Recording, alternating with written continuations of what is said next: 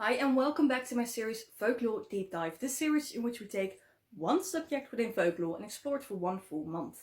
And because it's Mermaid in the art world, I thought what better month than to explore some stories from our very own waters and seas and whatever. So the first story I want to tell this month is actually one from the Netherlands. Up in the north in Groningen there is a small fisher town called Uithuizen. At least back in the day it was a town where a lot of fishermen lived. And every single day they went out to sea to, fish, because that was their job. The thing is, not every day resulted in the same amount of men coming back. Sometimes they came back home after a long day of work and had to explain to some of the women at home that, sorry, your husband or your brother or your son is not be coming home today. And whenever these women asked why, it was always the same answer.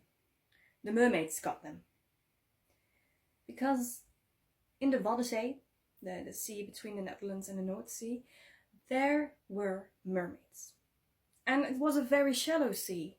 So it was very often that when the tides changed, the ships would actually get stuck on the sand and they wouldn't be able to move. One of those instances, a captain was stuck on a ship. And in the far distance, he heard someone screaming. And even though his shipmates and everything told him, don't go, it's dangerous, it's probably a trick, stay on the ship, he went out to look for the owner of the voice and see if he could help. And he wandered farther and further and further away from his ship, until he realized that it was indeed a trick. There was no voice, no one was asking for help. And by the time he realized that and tried to hurry back to his ship, it was too late. The tides changed, the water came back in, and before he could make it back, he was swallowed by the sea.